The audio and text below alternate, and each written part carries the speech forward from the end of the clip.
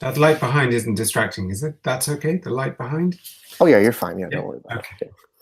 So David Nicholls, you adapted the book series Patrick Melrose into a 5-part limited series for Showtime. Take us back to the very beginning. What attracted you to this material and made you want to adapt it for TV? Well, I'd read the books as they came out one by one over the course of about 20 years, and I loved each of them one by one. And I loved the idea of seeing this character change and grow and finding out where he'd be in the next stage of his life. I loved the tone of them, the way they mixed comedy with incredibly dark, dramatic material. I loved the world. I thought the dialogue was wonderful, and the central character had this incredible richness and variety. And it was always my dream adaptation. Every now and then I'd ask what the situation was with the rights. And when finally the fifth book at last came out, it seemed that the whole project was coming together, and Michael and Rachel had the rights, and I went along and auditioned and gave my pitch. But it was very much the dream job for me. Well, tell us a little bit about the pitch that you gave. I'm curious. I mean, since you had been thinking about this for so long, how did you sell yourself to the producers of this? Well, at that time, my most recent and well-known project was the novel One Day, which in a way was completely inappropriate as a kind of as a calling card for this job, because that was very much a sort of romantic drama, romantic comedy, very much a love story. And what marks out the Patrick Melrose novels, I suppose, is an almost complete absence of romantic love. There's nothing in there that you could call romantic or sentimental. So I suppose my pitch was a little more technical than that. It was about the style of the thing, the tone, how each episode would differ, how flashbacks would be utilized, how I thought it was possible to get access to Patrick's inner thoughts, because he's a character who hardly ever really says what he means. So you need to find a vehicle, a technique to put that on the screen. I talked about some of the things that, to my mind, influenced the books and could influence the dramatized version, and try to reassure them that I could deal with this darker material, that I wasn't a completely crazy choice for it. Well, you've written a number of adaptations for both TV and film. Great Expectations, Far from the Maddening Crowd, just to name a couple. Tests.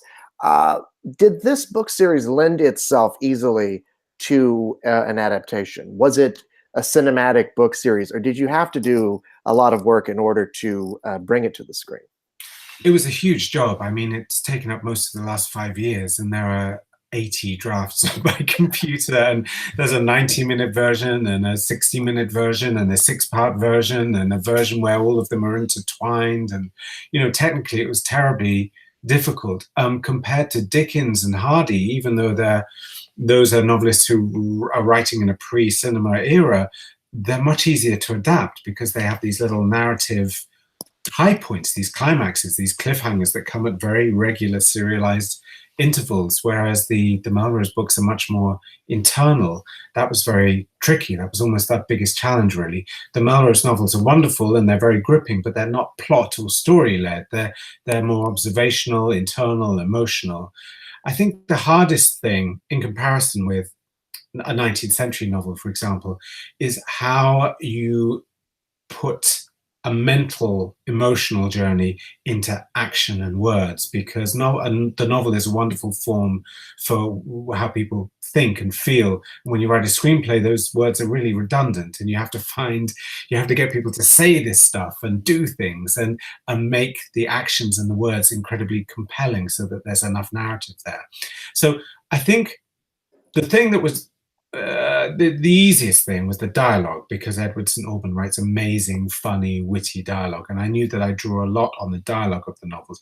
But I also knew that it would be a mistake just to kind of highlight the dialogue and string it together, that I would need to find a way of taking visual symbols from the book, internal monologue, thoughts and observations, and find a way to express them out loud. And that was the biggest challenge, really. The biggest mistake, I think, would have been to think of either the books as entirely individual. It seemed important to think of them as a 5-part complete work. And also a mistake, really, just to focus too much on the dialogue. It felt necessary to go into the emotions as well. Well, I mean, to that point, you're also taking these 5 books, each of them, and whittling them down to an hour Yeah. each. So, I mean, how did you decide what to keep in and what to part ways with? I think the first thing you do with with any screenplay, really, but with a novel, in a novel, there's a kind of tolerance, I think, for repetition, for exploring themes, for digression, for going off in on tangents. I think if the writing, the prose is great in a novel, that's fine. In on the screen, you tend to get a little impatient. The viewer gets a little impatient with stuff that they've seen before. So anything which felt like a repeated beat, it immediately went. There's must be, I don't know, 18, 90 named characters in the novels. The novels together come to about 800 pages. So it felt more sensible to do fewer things well than to do everything badly. And so we focused in really on keeping Patrick at the center of the stories, of every story, putting Patrick in every possible scene. In the 3rd episode of the series, for instance, there's a long dinner party sequence. In the novel, Patrick isn't there. And we knew that on screen, if Patrick wasn't there, you really wouldn't want to watch the scenes. So we made sure that Patrick was never off screen for any length of time. In the novels, he disappears for quite long stretches of the action. The first 3 novels all have a very beautiful, concentrated time structure. They take place in one day or in 24 hours, in 48 hours, one day of 48 hours. When you get to the 4th novel, suddenly it's covering 4 years. So that was the hardest to adapt. That was the one where we had to take the biggest decisions and cut characters' points of view, condense everything to a 3-week period of time without it seeming absurd. That was the one where we've strayed the most from the source material. But the others, even though we've cut a lot, they're pretty faithful. Everything that happens on screen is somewhere in the novels, but not everything that's in the novels made its way onto the screen. You mentioned thinking of it in terms of being a 5-hour, basically a 5-hour narrative, as opposed to each one kind of existing on its own. Can you talk a bit more about that? Well, you know, the novels start with a terrible crime. We've reversed the order of the novels, so in a way, the 2nd episode becomes a kind of origin story. You go back to childhood, but you discover how this person became like this. And we wanted, in a novel, there isn't the same obligation to hold up information back. It's fine to just tell the reader. With a narrative over 5 hours, we wanted to drip feed the information, and so we used flashbacks quite a lot. I'm wary of flashbacks, but it felt necessary that we reveal the story of Patrick's childhood moment by moment, so you don't actually discover the whole story until the very, very last moment of the 5th episode. In the novels, that's not the case. You pretty much are presented with this awful crime within about 50 pages. So dividing up the information felt very important. It also felt important. A novelist is under no obligation to make something work like a TV drama series. On television, there's a pleasure in seeing characters recur, in getting a sense of an ensemble, catching up with the characters at different periods of their lives. So I also went back to the books and reallocated some of the characters so that they were in as many episodes as possible.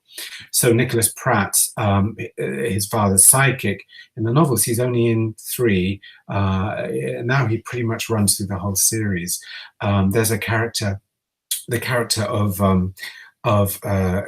Julia, who's Patrick's sometime lover. She also is in nearly every episode, and that isn't the case in the novels. I wanted to get a sense that you were coming back to the same group of people week after week, which, because of the way the novels were written, isn't really the case with the novels. Talk a bit about working with Edward Berger, the director. Uniquely, he directed all 5 parts of this series. So how did that help, having that constant presence of a director on every episode? Well, when we started the show, the project, the big idea was that we'd have a different director for each episode. And the first episode, the New York episode, would have a kind of crazy Martin Scorsese feel, and the flashback to childhood would feel like a Joseph Losey movie, and the 3rd episode would feel like Gosford Park. It would feel like a country house comedy. And we imagined having different directors for each of those so that they really felt stylistically very different DOPs, different everything. And we realized as we worked on the scripts that actually there was far more interweaving, cross-casting, all of those things that would make that very problematic, and that we'd actually benefit from having a more cohesive vision. So we dropped that idea and worked with Edward. Again, talking about each episode having a different feel, but making sure that all of that came through Edward. And I can't really speak highly enough about Edward Berger. I thought he was the most intelligent and astute director I've ever worked with, and he knew all of the scripts backwards. If I changed, often it's not just directors who do this, but often people skim read the script and they just look at the dialogue. And if I changed a tiny part of a scene description or the description of a location, he would spot it and and decide whether he thought it was better in the previous draft or in that draft. So I've never known a director who was so astute and on top of the scripts.